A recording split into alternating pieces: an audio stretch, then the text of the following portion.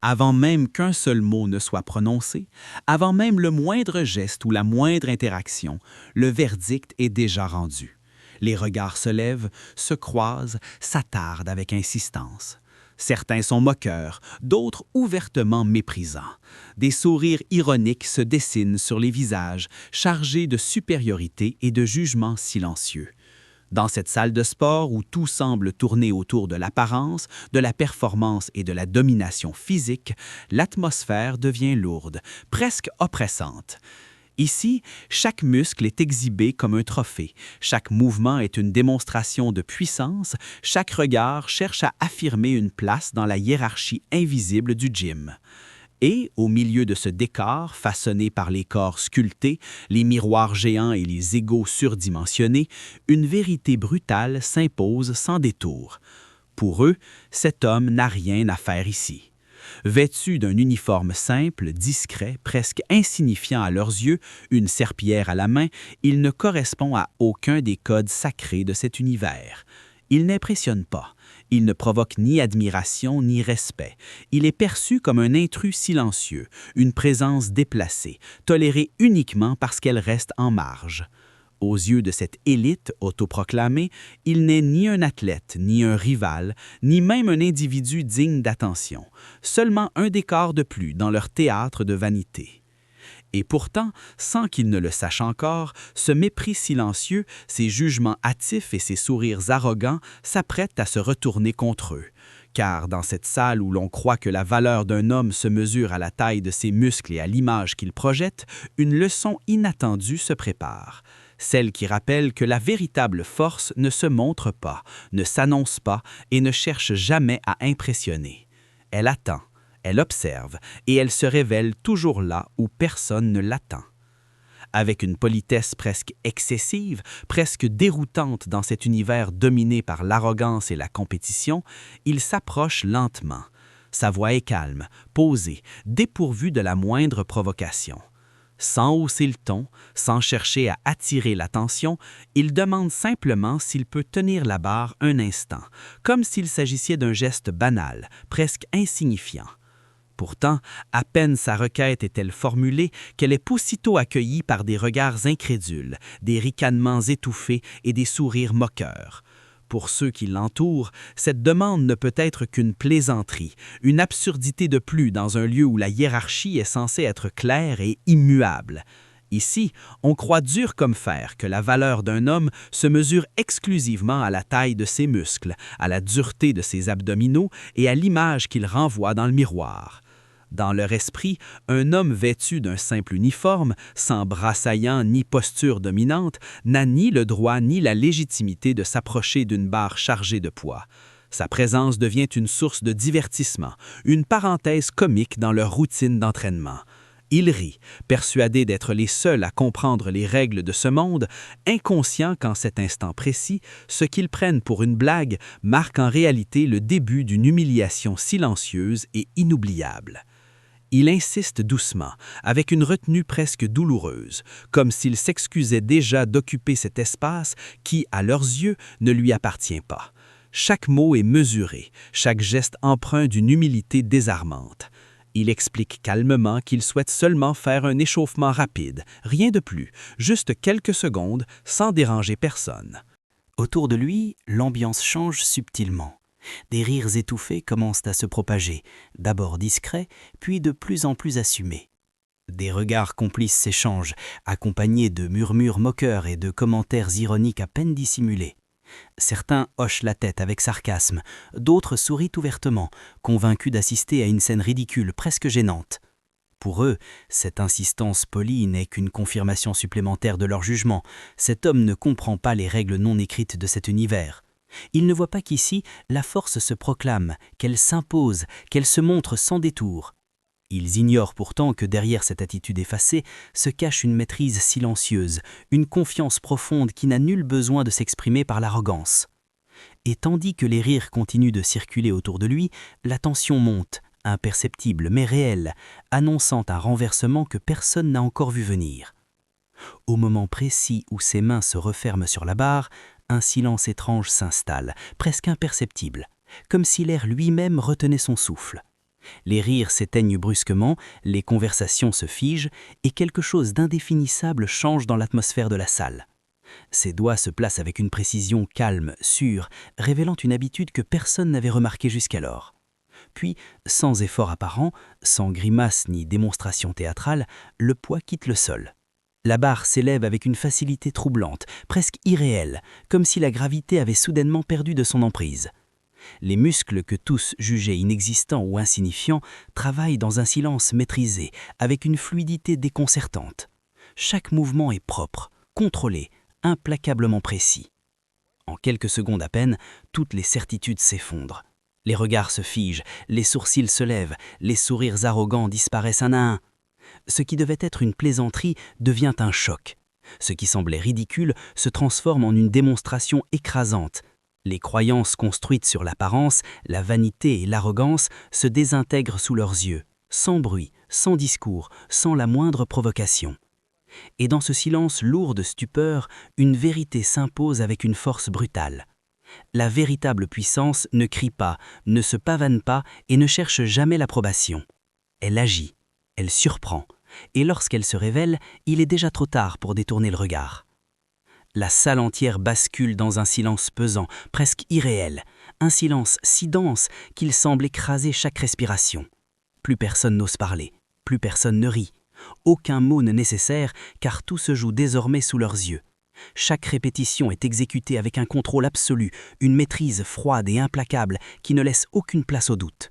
La barre monte et descend avec une régularité parfaite, sans tremblement, sans perte d'équilibre, comme guidée par une force invisible. Chaque mouvement résonne dans la pièce comme un coup porté aux certitudes de ceux qui observaient quelques instants plus tôt avec arrogance. Ce n'est plus une simple démonstration de force, c'est une leçon silencieuse. Une humiliation collective profonde, presque inconfortable, qui ne cherche ni à provoquer, ni à ridiculiser, mais qui frappe précisément parce qu'elle est exécutée dans le calme le plus total. Les regards se détournent, certains par gêne, d'autres par incrédulité. Des mâchoires se crispent, des épaules se raidissent. Chacun réalise à sa manière que les hiérarchies qu'il croyait immuables viennent de s'effondrer. Dans ce silence assourdissant, l'évidence devient impossible à ignorer. Ils ont jugé trop vite, trop superficiellement, confondant apparence et valeur réelle, volume et puissance réelle.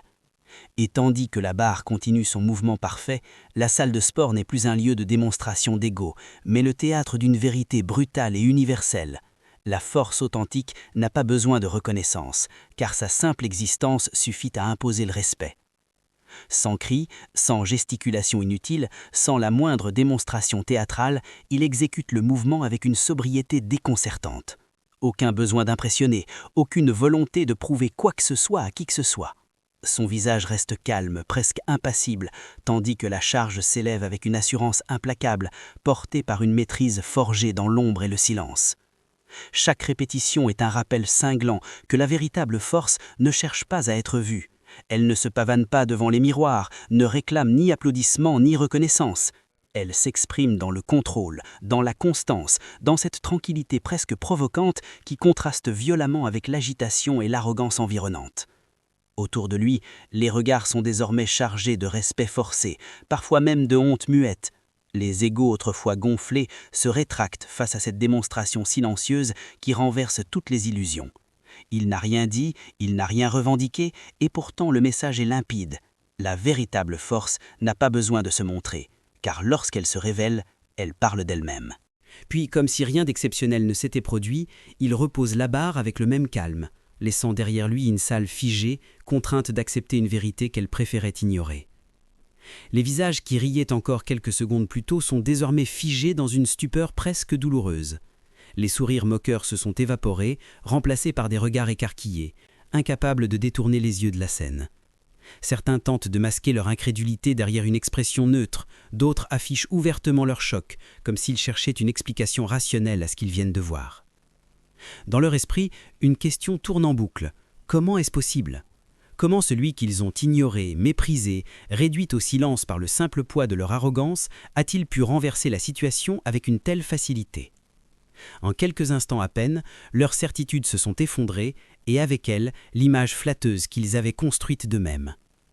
Ce n'est pas seulement la charge qui l'a soulevé qui les a atteints, mais la manière.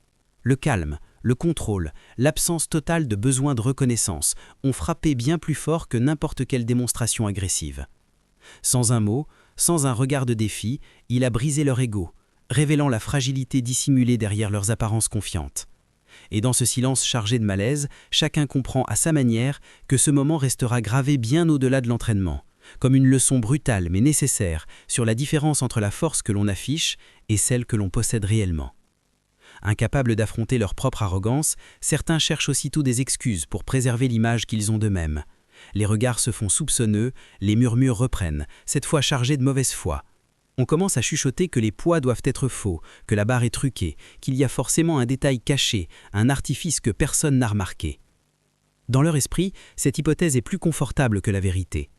Car il est toujours plus facile de douter de la réalité que d'admettre son erreur. Plus simple d'inventer un mensonge que d'accepter que l'on s'est trompé. Reconnaître leur jugement hâtif impliquerait d'avouer qu'ils ont confondu apparence et compétence, bruit et puissance, arrogance et force réelle. Ces accusations à peine voilées ne font que souligner davantage la fragilité de leurs égos. Là où ils voyaient une plaisanterie quelques minutes plus tôt, ils perçoivent désormais une menace. Et plus ils cherchent à discréditer ce qu'ils viennent de voir, plus une évidence s'impose. Ce n'est pas la charge qui est truquée, mais la vision qu'ils avaient du monde, construite sur des certitudes superficielles et un orgueil mal placé. Dans ce silence tendu, la leçon devient implacable. Lorsque l'arrogance est mise face à la vérité, elle préfère souvent nier plutôt que se remettre en question. Avec une simplicité désarmante, presque déroutante après ce qu'il vient de se produire, il change complètement d'attitude. Aucun triomphe, aucune ironie, aucune revanche dans ses gestes. Il se contente de corriger calmement les postures, d'ajuster un placement de pied, de rectifier l'angle d'un dos, comme s'il avait toujours été à sa place. Sa voix reste posée, pédagogique, empreinte d'une bienveillance sincère. Il explique la technique avec précision, détaille l'importance du contrôle, de la respiration et de l'alignement, partage des conseils que seuls ceux qui ont réellement maîtrisé leur discipline peuvent transmettre. Chaque mot est simple, clair, utile. Rien n'est superflu, rien n'est destiné à impressionner. Il ne cherche pas à dominer, seulement à transmettre. Autour de lui, l'ambiance a radicalement changé. Ceux qui riaient quelques minutes plus tôt écoutent désormais en silence, attentifs, presque humbles. Les moqueries ont laissé place au respect, parfois même à une forme de gêne discrète. Les regards ne jugent plus, ils observent, apprennent, absorbent. Et dans ce calme retrouvé, une dernière vérité s'impose naturellement. La force la plus impressionnante n'est pas celle qui écrase les autres, mais celle qui élève, qui enseigne et qui transforme l'arrogance en compréhension. Peu à peu, à mesure que le silence s'installe et que les esprits se calment, une prise de conscience s'opère. Ils réalisent qu'ils n'ont pas été vaincus physiquement, ni même humiliés par une démonstration de force brute. La véritable défaite est ailleurs, bien plus profonde. Elle est morale. Ils comprennent alors que leur erreur n'a pas été de manquer de puissance, mais d'avoir jugé trop vite, trop superficiellement, d'avoir réduit un homme à son apparence, à un uniforme, à une place qu'ils avaient eux-mêmes décidé de lui attribuer. En le regardant de haut, ils ont révélé leurs propres limites, leurs propres faiblesses. Car la vraie défaite n'est pas de soulever moins lourd, mais d'avoir cru que la valeur d'un homme se mesure à ce que l'on voit. Elle réside dans ce jugement hâtif, dans cette arrogance silencieuse qui aveugle et empêche de reconnaître la grandeur là où elle se cache. Et dans cette salle de sport, autrefois dominée par l'ego et les apparences, une leçon s'impose avec une clarté implacable. La force la plus puissante n'est pas celle qui ne se voit pas immédiatement, celle qui se réveille dans l'humilité, le respect et la capacité à reconnaître ses propres erreurs. Avec un léger sourire, presque imperceptible, dépourvu de la moindre fierté ou de toute arrogance, il se présente finalement. Sa voix est calme, posée, sincère, comme si ce nom n'avait rien d'exceptionnel. Je m'appelle Anatoly. À cet instant précis, le temps semble suspendu. Les regards se croisent, les visages s'illuminent de compréhension, parfois de stupeur. Tout devient clair. Les pièces du puzzle s'assemblent brutalement dans les esprits, encore secoués par ce qu'ils viennent de vivre. Ce n'était pas un simple agent d'entretien. Ce n'était pas un intrus maladroit. C'était un homme dont la force n'avait jamais eu besoin d'être annoncée. Un homme qui n'a jamais cherché à impressionner, mais qui a choisi de laisser ses actes parler à sa place. Et dans ce silence chargé de respect tardif, une vérité s'impose définitivement. On ne reconnaît pas toujours la grandeur au premier regard, surtout lorsqu'elle avance sans bruit. Sans chercher le moindre applaudissement, sans discours victorieux ni célébration inutile, Anatolie referme calmement ce moment hors du commun. Aucun regard triomphant, aucune attente de reconnaissance. Comme si tout cela n'avait été qu'une parenthèse ordinaire, il reprend simplement sa serpillière et retourne nettoyer le sol avec la même discrétion qu'à son arrivée. Autour de lui, la salle reste figée, encore imprégnée de ce qui vient de se produire. Personne n'ose parler. Personne n'ose rompre ce silence chargé de sens. Son geste est simple, presque banal, mais il résonne plus fort que n'importe quelle démonstration de force. Car en s'éloignant ainsi, sans bruit et sans gloire, il laisse derrière lui bien plus qu'un souvenir impressionnant. Il abandonne une leçon lourde, écrasante, plus pesante que n'importe quelle barre chargée de poids. La véritable force ne cherche jamais à être vue, elle se manifeste puis disparaît, laissant les consciences face à leur propre jugement. Et tandis qu'il nettoie le sol comme si rien ne s'était passé, chacun comprend enfin que ce moment restera gravé bien au-delà de l'entraînement, comme un rappel silencieux que l'humilité est elle aussi une forme de puissance absolue. La véritable force ne s'exhibe pas, ne crie pas et ne cherche jamais à humilier. Elle se forge loin des projecteurs, dans la discipline silencieuse et la constance invisible. Elle grandit dans l'ombre, à l'abri des regards et des applaudissements faciles. Et lorsque le moment arrive, elle se révèle avec une évidence implacable, précisément là où personne ne l'attend, laissant derrière elle non pas du bruit, mais une vérité impossible à ignorer.